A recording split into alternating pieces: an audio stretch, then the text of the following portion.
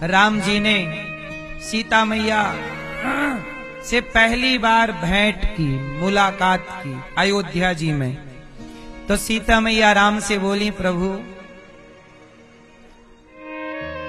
राम जी बोले, सीता आज से हम तुम्हें सीते कहेंगे। क्या कहेंगे? सीते। सीते। तो सीता मैया बोली, प्रभु हम आपको क्या कहें? तो राम जी बोले, हम क्या जाने, जो तुम्हें कहना है कहो,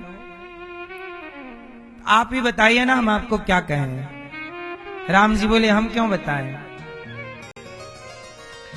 तो सीता जी ने राम जी के बारे में सुना कि जब मेरे से विवाह करने आ रहे थे तो रास्ते में एक पत्थर की नारी, पत्थर की, जो पत्थर नारी के आकार का पत्थर था, उस पत्थर पर राम जी ने अपने चरण रख दिए। वो चरणों की रज गिरी तो वो पत्थर क्या बन गई? पत्थर क्या बन गया? क्या बन गया? नारी। वो नारी का नाम था अहिल्या। वो गौतम ऋषि की पत्नी थी। किसकी पत्नी? गौतम ऋषि ने अपनी पत्नी को शाप दे दिया। क्यों? क्योंकि अहिल्या माता बहुत सुंदर थी।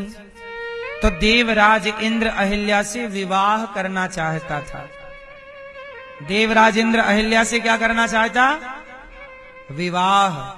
और जब विवाह करना चाहता तो उसका विवाह तो हुआ नहीं इंद्र का अहिल्या से, और विवाह किसका हो गया? गौतम ऋषि का। तो गौतम ऋषि की पत्नी बन गई अहिल्या, पर इंद्र की नियत फिर भी अहिल्या पर थी। तो एक दिन क्या हुआ कि रात को इंद्र आया और चंद्रमा को लाया। बोले, तुम मुर्गा बन के कुकड़ू कू कर दो, ताकि ऋषि जी को लगे कि सवेरे के 4 बज गए। उनको मुर्गे की आवाज सुनाई पड़ी, उन्हें लगा सुबह हो गई। वो उठ करके स्नान करने गंगा जी चले गए। देवराज इंद्र ने गौतम ऋषि का रूप बनाया और अहिल्या के कमरे में चला गया। अहिल्या के साथ बैठा।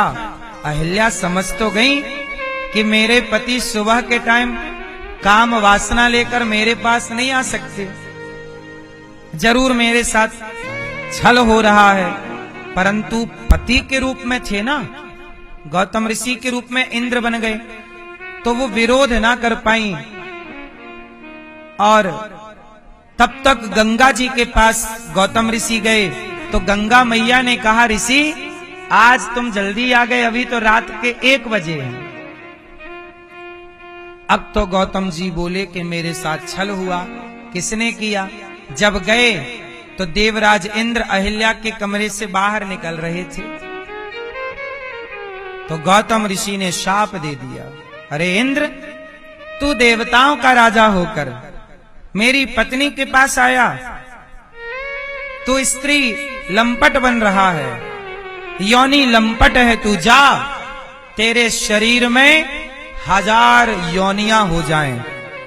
तो देवराज इंद्र के पूरे शरीर में योनि छिद्र हो गए, योनि ही योनि हो गई। अब इंद्र तो मुंह दिखाने लायक नहीं, चरणों में गिर पड़े, महाराज गलती हो गई, हम ठहरे कामी व्यक्ति, अपराध बन गया। कहा, जाओ, तुम देवताओं के राजा हो, तुमने अपराध किया है, योनि का तुम्हें मोह है, जाओ, तुम्हारे शरीर में योनि तो हो जाएंगी, पर एक समय बाद वह योनि नेत्रों में तब्दील हो जाएंगी। इसलिए जो योनि थी बाद में वह इंद्र के नेत्र बन गए और 1000 नेत्र वाले इंद्र हो गए। इंद्र के नेत्र कितने हैं? 1000। और अहिल्या को शाप दिया कि तुमने अपने पति का स्पर्श नहीं पहचाना, जाओ, हम आपको शाप देते हैं, पत्थर की हो जाओ। अच्छा एक बात बताओ, गौतम ऋषि ने अपनी पत्नी को पत्थर का होने का शाप दे दिया, गौतम ऋषि ने सही किया कि गलत किया? आप बताओ। आप कत्थी मैया बताओ, सही किया गलत किया? ये हैं सही किया। आप पीली मैया सुनो, कुछ लोग कहते हैं गौतम ऋषि ने गलत किया, पत्थर का बना दिया। गौतम ऋषि पत्थर का ना बनाते तो क्या समाज अहिल्या को जीने देता? ताने मार मार के मार डालता कि तुम्हारे पास तो इंद्र आए थे। पत्थर का बना दिया, और जब पत्थर का बनाया तो पत्थर का उद्धार कैसे हुआ? चरित्र बिगड़ा है। क्या बिगड़ा है माता अहिल्या का? जोर से। और याद रखना, ये अहिल्या माता कोई सामान्य नहीं है, हनुमान जी की नानी है। अहिल्या मां की पुत्री है अंजनी, और अंजनी के पुत्र हैं हनुमान। कोई सामान्य स्त्री नहीं है ये। सुनो, अहिल्या मां का क्या बिगड़ा? चरित्र बिगड़ा। और याद रखना, कांटे को कांटा ही निकालता है। चरित्र बिगड़ जाए तो राम जी आएंगे। गौतम ऋषि की पत्नी ने पति से कहा, स्वामी मैं पत्थर की तो बन जाऊंगी, पर ये तो बताइए कब तक रहूं पत्थर बनकर? तब गौतम ऋषि ने कहा कि त्रेता में प्रभु का अवतार होगा, जब वो अपनी चरण धूलि तुम्हें प्रदान करेंगे, तुम्हारे मस्तक पर चरण रखेंगे, तो बिगड़ा हुआ चरित्र, राम जैसे चरित्रवान जब किसी के मस्तक पर पांव रख दें तो बिगड़ा चरित्र भी राम के चरित्र से सुधर जाता है। इसलिए उनके स्पर्श से आपकी गति होगी। और गौतम ऋषि की पत्नी के सिर पर राम जी ने जब चरण रखे तो क्या हो गया? उद्धार हो गया। पत्थर से वो मुक्त हो गईं और अपने वास्तविक रूप में आकर पति के धाम चली गईं। हाथ जोड़ के राम से बोली, प्रभु तब मुझे लगा कि मेरे पति ने शाप दे के मेरे साथ गलत किया है, लेकिन आज पता चला कि वो शाप ना होता तो आज रघुनंदन का दर्शन भी ना होता। इंतजार बड़ा लंबा हुआ पत्थर बनकर। जरा सोचिए, राम का दर्शन करने के लिए पत्थर भी बनना पड़ा, तो पत्थर भी बनने को तैयार हैं। ये है प्रेम। हाँ, मुनि शाप जो दीन्हा अति भल कीन्हा। मुनि शाप जो दिए वो बहुत अच्छा किया।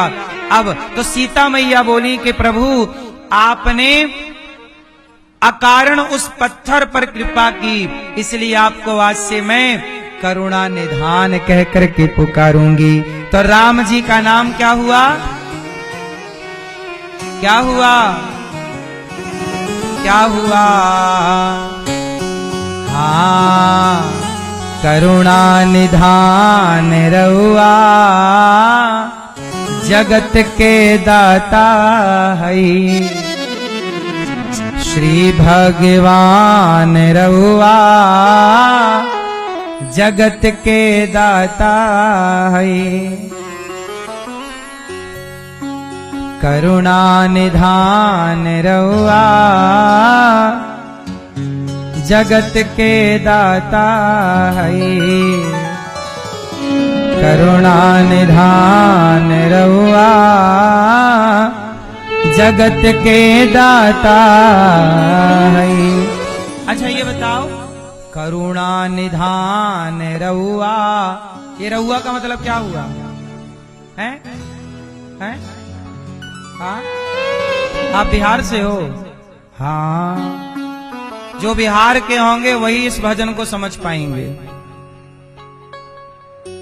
रहुआ मतलब आप, रहुआ मतलब आप, यू, यू मतलब, यू मतलब आप, और रहुआ मतलब हाँ। करुणा निधान रहुआ, इसका मतलब है हे प्रभु आप रहुआ मतलब आप करुणा निधान हैं। हे राम, हे राम, बोलो हे राम, आप करुणा निधान है।